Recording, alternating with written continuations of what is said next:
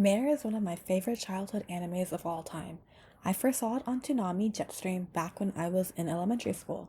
I never finished the anime since only half the show was dubbed at that time.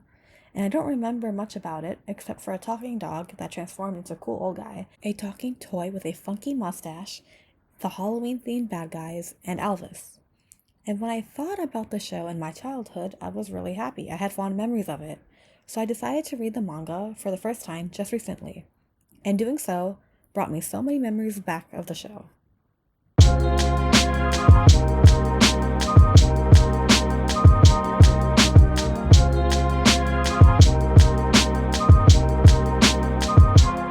So a quick introduction slash recap on Mare.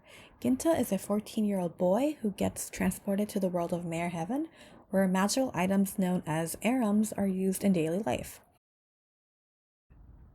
There are weapons, defense, dimension, arums, other ones I can call guardians, other dark and holy arums, and also there are ghost arums that merge to her body. Ginta was brought to this world by a dimension arum. The magical items remind me so much of various RPGs, which I love.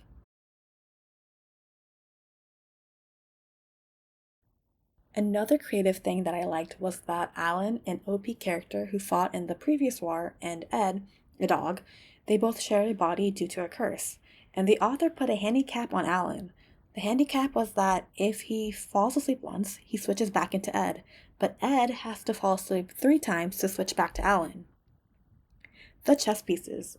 I liked the aesthetics of them and how they were organized with hierarchies, and even though Phantom was the leader, there was a queen and king above him. I also like how their general goal is to control Mare Heaven, but we are shown the individual motives of a handful of members for why they joined, especially since some of them joined after the First War ended, so they knew what they were getting into, and yet still joined. For instance, there are some that are just power hungry, like Galen, Nanashi's former boss, who was the former Liberian Thieves Guild's boss, who left. But then there are others.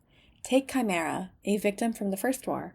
Her fiancé was a former chess piece from the First War, and on the day of their wedding, the villagers hunted him down and tortured him before killing him and giving her his ring finger.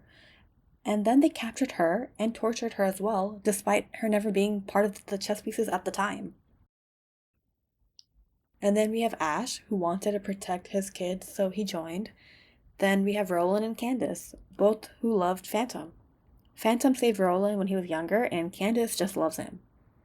I like the character designs as well. I'm no furry, but look at these werewolves. And if you're wondering, yes, Halloween is my favorite holiday.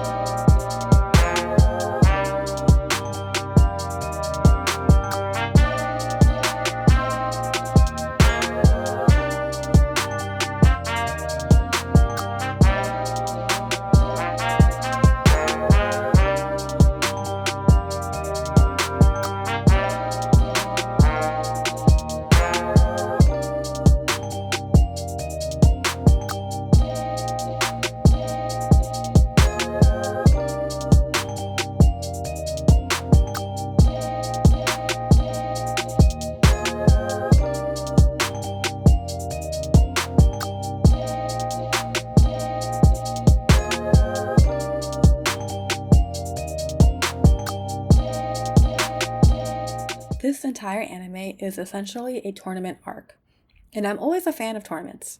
My favorite one is still the Dark Tournament from Yu Yu Hakusho, but this one was good too. And I'm not kidding that most of the manga is a tournament, and if I did the math correctly, about 65% of the story was during the war games.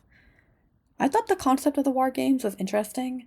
The chess pieces destroy half of the countries in the world in order to scare the other half into a fight, and if they win, they get to claim they have the right to rule the world. There's a positive relationship with dads in here, which I like considering most animes you don't see that. Dr. Stone is the only one I can think of, but nothing else comes to my mind. Also, I really enjoy the fights. One of the fights that I liked was Dorothy versus Myra. Dorothy brutally killed Myra by stopping the announcer in order to have her guardian Aram Toto eat him. At the end of the fight, Snow was upset, but Nanashi mentioned that this is war and it's either die or be killed. Another fight that I liked was Alan versus Alibaba. Alan's just cool, okay? He easily overpowered his enemy, explained to him why his attacks suck, and then threw him into a volcano because Alibaba disrespected him. That's right, respect your elders, okay? I also love how the characters are taking war seriously. Ginta's always telling everyone not to kill anyone, but eventually he understands from everyone's words and actions that this is in fact a war, and not games, despite them calling it the War Games. I love the side characters. For the first one, Alvis, this guy, he's been through a lot. A lot of his comrades died when he was young, and he's like determined to end this war and get rid of Phantom. And when he finally killed Phantom, Phantom, he mentioned that in his last words that he had a past lover who died and how he would finally return to her. And despite the fact that Alphys is on the good guys team, he doesn't say anything like, oh, rest in peace or anything mushy. All he says is that that's not going to happen, basically. And I respect Alphys for that. Another side character that I liked a lot was Ian. Ian was one of the first chess pieces that Ginta fought, and they fought again during the War Games. But during that fight, Ian had a lot on his mind since his loved one was transformed into a worm and can't talk anymore. And by worm, she's like a half mermaid, but instead of a fishtail, it's a bunch of grotesque tentacles. It's disturbing. I don't know. There were like so many decapitations in this manga that were disturbing, but to me, looking at her in that form, it was gross. Oh, and the fact that like a fellow knight did that to her was just the cherry on top. At least Ian gets his revenge though, so I'm happy for him.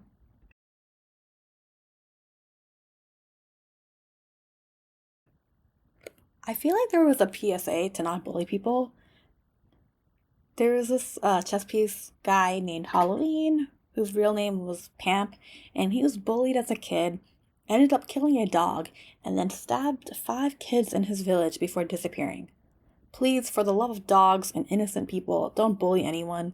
Look, Alan saved him from being bullied as a kid, and he still turned into a murderous pumpkin.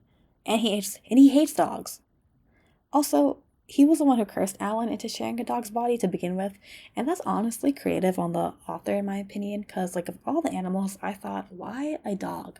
But it makes sense later. Because the guy who cursed him hates dogs.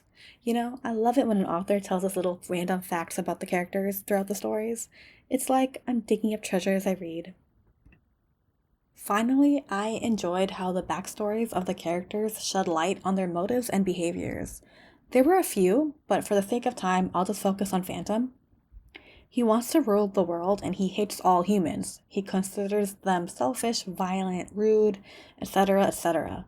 But here's the thing, he's from a really strict country and he made a mistake when he was young. And in his home country, Chaldea, another family member has to give out the punishment. His parents had to kill him. And because his parents loved him, they committed suicide to not kill their own son. Of course, Phantom's going to have a hard time seeing good in people. I'm not pardoning his actions, but I can sympathize with him, and because of that, the Black Orb was able to successfully brainwash him. In conclusion, Mare is still one of my favorite stories of all time, even as an adult. It's an instant mood booster, and during COVID, I really needed it. Yeah, it can be childish at times, but, it's for kids, so it should be. And despite it being for kids, it dealt with the topic of war really well. If you enjoyed this video, please give me a thumbs up and subscribe. Now I have some questions for you. Do you agree with me? Do you think Mare is as creative as I said it was or not? What are your favorite fights, favorite character, or even favorite moments? Please let me know in the comments below. I'll respond to them soon. See you next week.